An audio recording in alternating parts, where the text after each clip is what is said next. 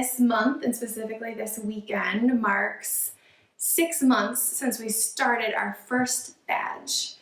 And we have earned 10 badges in 6 months, which I think is... I think 11. Right, we just finished the Yes. 11th. So we thought today it would be fun to go through these 11 badges, talk about what our favorite thing we learned, our favorite thing we did, and I think it would also be interesting to talk about what stuck with us. So 6 months later, 5 months later, what do we remember from that badge, and what are we still using today that we learned? Each badge has 3 steps. The first step is always research. So we do research online, in books, we watch videos, and we learn about usually the history of the topic, and then also whatever terminology is important. Step 2 is learn from others. So we either take a class or identify someone that we could interview, ask questions of. And then step 3 is always to take action or create something. Our very first ever badge was wine tasting. We're really excited to start with wine tasting because it's fun.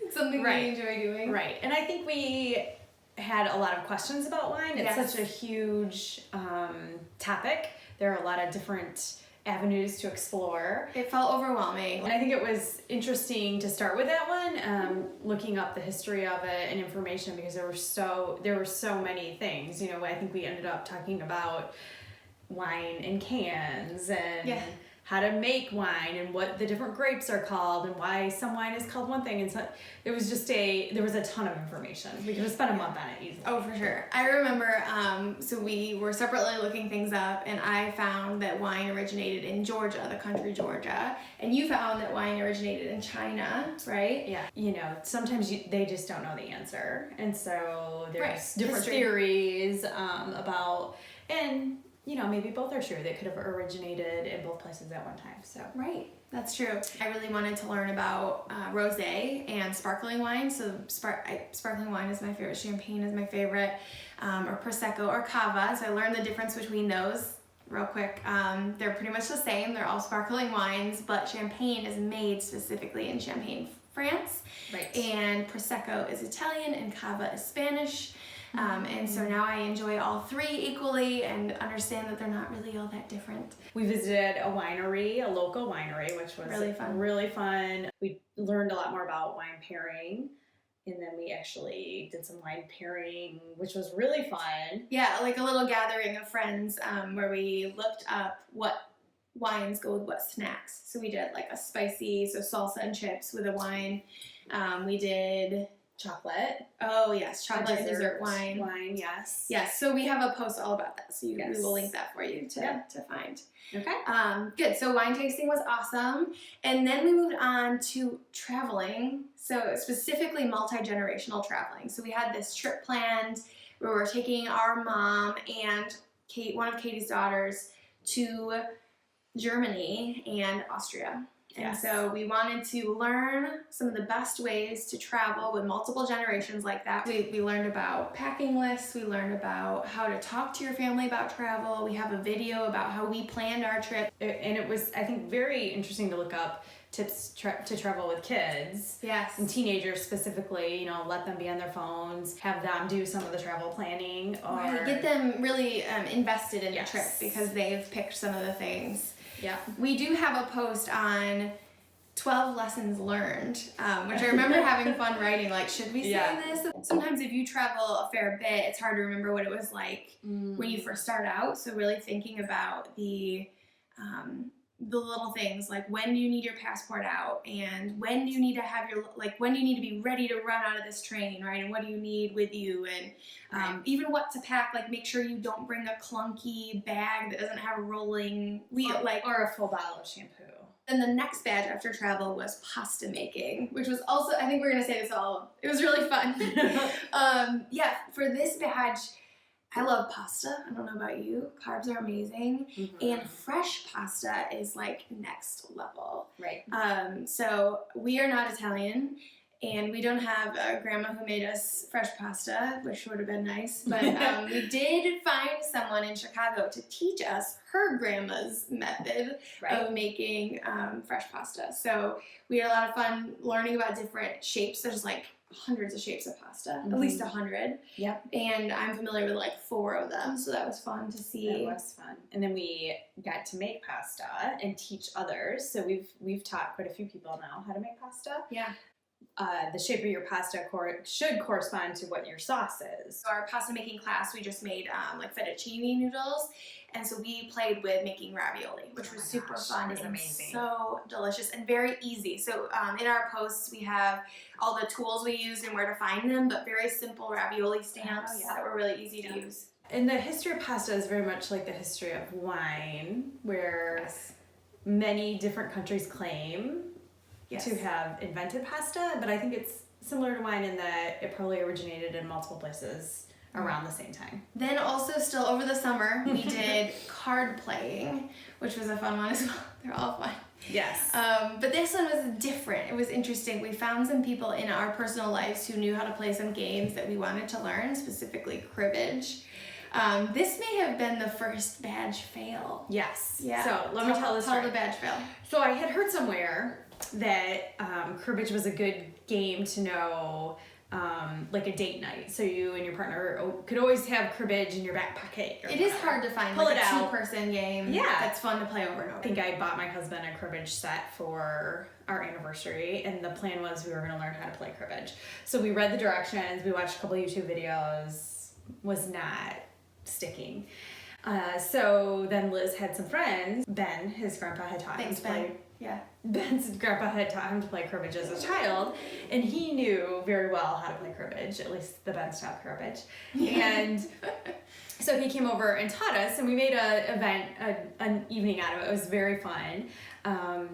And then following that, I got the cribbage board out, and I thought, okay, now so I will remember this, we need to play it a few times. I'm determined we're gonna learn this, so several times we got it out. Finally, my husband and I were on a little trip, and I brought the cribbage board out. Thought this would be nice, we'll go out on the pier, I'll bring the cribbage set. And he finally just said, you know what, I don't really like cribbage. And it dawned on me right then, like, that's okay. Yeah. Like, we don't have to, we tried, I really tried, but this is not happening for us as a couple. It's not our couple game. Scrabble, by the way, is... Scrabble is our couple game, but it's not cribbage. Yeah. But that was okay. We still had fun. Yeah. We still learned a lot. There's actually a really interesting history about cribbage and the war. The second half of the badge... It's not all bad. Right, the second half of the badge was euchre tournament, which is a game we really enjoy. So we hosted a euchre tournament for our neighborhood. We had 4 couples, so 8 of us, and so I had to learn. I already knew how to play euchre, but I looked up and researched how to host a euchre tournament, which there are several different ways you can do it, and we really had a lot of fun putting that together. We created a trophy for the winner. So lessons learned were not to have each table play out every hand, because it ended up taking a long time. So once someone wins, the other table then is also over. So we had 2 tables of 4. So otherwise you're there till 3 in the morning playing a full euchre tournament. Other lessons learned were not to get up in between every single time, because that also makes the night a lot longer. So do not overserve your guests. Oh yes, do not overserve. Drunk euchre players are... Yes, it also makes for a long night. And swiftly moving on, we did a photography badge. That's a good one. It was a good one. So we learned a lot. There's a lot to know, but also once you start to see things, it's kind of like a new lens comes over your brain. You start to see things differently. So one of the biggest things we learned about photography, we went to a class at our local Apple store, which was completely free. It was amazing. Really good. We were a little worried it might be elementary, like how to turn your camera on your phone, but it wasn't. I mean, they quickly covered that and then got into more advanced.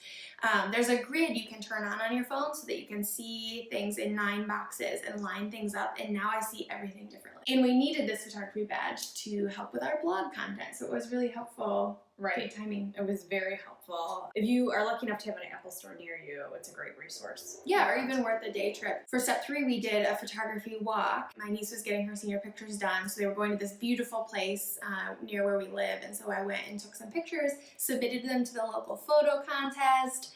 Didn't win, but I'll get them next year, I think. Yeah. And really interesting history about photography that I wasn't expecting. How social movements changed when people could actually see things that were happening. I think maybe that one has most changed my day-to-day life. Yeah, for sure, because we and use that a lot. We use it a lot. As everyone does. But even like our Christmas picture, like, I take pictures all the time. Okay, so then next we did the moon badge, Moon Explorer badge. So last summer was the 50th. Retained a lot of this one. The 50th anniversary of the moon landing. Right, awesome, right? Perfect timing. So there were a lot of events going on, especially the weekend that was the 50th anniversary. So we went to our local planetarium, which was really cool. I had never been there. I hadn't been to a planetarium since I was a kid. It was awesome. Yes. And they had... Also totally free. Right, and they had a Moonfest event happening. Well, one of the cool things they talked about were how different cultures see different things in the moon. So, like, we talk about the man in the moon, I think, in the U.S. Right. But I think the French saw a lady in the moon, somebody else saw the Chinese a bunny, a rabbit. Yeah. Yep.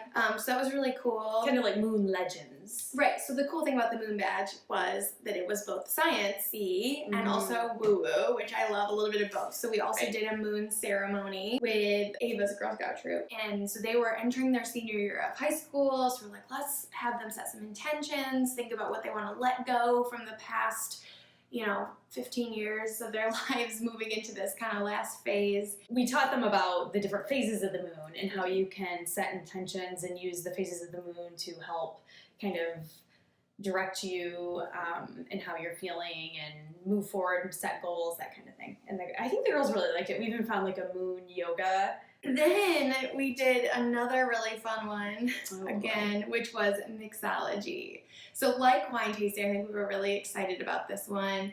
We enjoy a good cocktail. We both have kind of bar areas in our house. When you have people over and you make a cocktail, it feels different than just like, you want a beer out of the fridge. Right. There's something elevated. It's an event. It makes things a little more special. Yes, and Katie's known for, at different events, naming drinks. For my graduation from grad school, we had one called PhD Punch. Right. So kind of an alliteration there. And yeah, any kind of... Right. So I think if you serve cocktails that special, if it's a named, themed cocktail, that is like next level. Yeah, so for the cocktail badge, we went to a local distillery and took a cocktail making class, which was amazing. It was in the fall. It was in the fall, so they're fall themed drinks, and the two types were the bourbon bun, so obviously had bourbon in it. Right. It was like a cinnamon bun. Yes. And then apple pie martini, and we love apple pie, so it was very exciting. Yes. We actually made a video showing you all how to make the apple pie martini, so we will link that down below. We also made a video about how to make a vegan White Russian, because White Russian is one of my favorite drinks, but we had to veganize it. So we have a recipe for that on the blog, and then also a video about how to make it. Do you remember what makes it a cocktail? The 4 ingredients? Yes. Yes. So, a spirit, so a liquor, water, a sugar, and a bitter. Bitter is like a strong flavor that is added, so it might be like chili, or when we did our cocktail class, we added in chocolate bitters. So good. Really amazing, and then we use those in the White Russian. We add a little chocolate bitter. So we definitely expanded our cocktail horizons. Sure. Yes, and I had, I think we both kind of step 3 had people over to make cocktails, and it was just really fun. We got the shakers out. We have shakers now. We learned about the jigger, which is the little measuring tool. Yeah, that was a good one. So then the next badge we worked on in the fall was care packages. We called it the care package and correspondence badge because we wanted it to be about more than just care packages, but really keeping in touch with people that you don't get to see all the time. And the history of care packages. Did you know there was a history of care packages? And CARE is actually an acronym, C-A-R-E, Cooperative for American Remittances to Europe. Yeah, so they sent 15,000 of these boxes with like diapers and like soap that wouldn't spoil and things all over Europe to help people after the war, which is really cool. I had no idea. For step 2, we got to do an interview with someone whose job and blog revolves around care packages. She creates care packages. Her husband's in the military, so she specializes in military care packages, and it was fascinating because I don't have anyone in my life who's in the military. I have a college student that I send care packages to, so it's very different. Yeah, the things you have to keep in mind, like what can be shipped overseas, how long will it take. She has I think it's an Etsy store. Yep. Etsy store where she sells kind of pre-made things for the flaps of the package. To decorate. Yeah, to make it really special, and those can be for anybody. It turned out to be one of my favorite badges, I think. And then we got to, create our own decorated boxes and send them off. And I know for my college student, she loves getting packages. We have on our Pinterest, we pinned a lot of ideas for care packages and what you could include in them, and then also on the blog we wrote about the ones that we made. So next, we did a big badge for November. So we really wanted to focus, the past couple of years we've been building up to this, trying to be much more eco-friendly in the holiday season. So in November, we focused on this and really wrote a lot of different posts about how to be more eco-friendly during the holidays, how to talk to your family about it and get them on board. And then we did a lot of posts about using or giving experiences instead of gifts. Yes. And so we've actually just Yeah. done our 2 experience gifts that we gave to the nieces and nephews in our life. So In our mall, there's a go-karting axe throwing situation in one of the old department stores, and so we had our nephews come up and we did that with them. It was a blast. it was really fun. Spent 4 or 5 hours together. Quality time with them, which Yes. if we'd given them another gift card, Right. you wouldn't get that. Yeah. Yep. And then for my niece and nephew on the other side, we just recently took them to see an illusionist. It was amazing. We pulled in the driveway and after the evening, and I thought, what a great way to spend, time with them. Christmas just keeps on giving. Right, which around is here. the joy of giving an really fun. experience, because you give it to them at Christmas and then you get to share time with them later. So Yeah, the other thing we did, if you're interested, is we made some eco-friendly gifts. So we made they're wool balls on a hose pin. Yes. And they're all threaded together, and then you drip essential oil on them, and they can be air fresheners. So you put them in your car or in your room. The other big thing we did there was we shot a video about how to wrap your gifts in fabric. So it's called furoshiki wrapping, and we will link that video down below too. That's a good one. Yeah.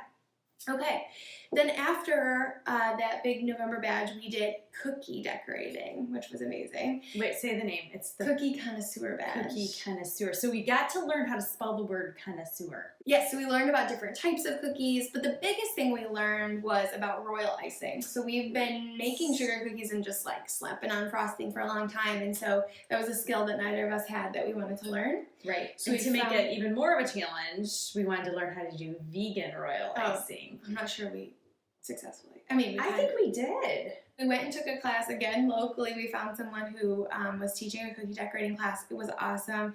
It was very professional. She had what she was doing, a video camera on it, and then a screen so you could see really big what she was doing. And we made Christmas character cookies. There was Buddy the Elf, Ralphie, Our dad. Toy Soldier. It looked like our Wait, dad. Who was that? Those looked amazing. We thought it would be like that Nailed It show, like, here's the one she Right. made, here's the one. But they turned out pretty Ours good. looked really good. Liz was very good at it, I think. Oh, thank you. Yeah. And then at our annual family cooking baking day, we taught everyone else how to do it, and we made the vegan icing, and Yes. I think it went pretty well. Yeah. We also talk about how we have a video about how to set up Oh, a yeah. family or a group cookie baking day, because it's not as simple as just like show up, we're gonna make cookies, if you want it to go smoothly. Right. There are some steps, and so Katie is the queen at setting this up. She's got all these trays with all the different ingredients on them. A couple mixers is good. Yes. Extra baking sheets.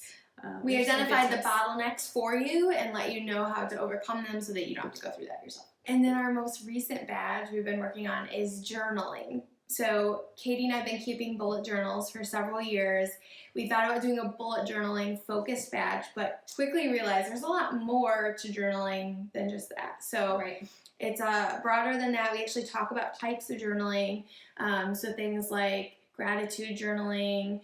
You can journal about the different books you've read. Travel journals. So for this badge, we took a class on hand lettering and bullet journaling and watercolor painting because we were learning how to hand letter kind of on top of a watercolor background to make like a piece of art.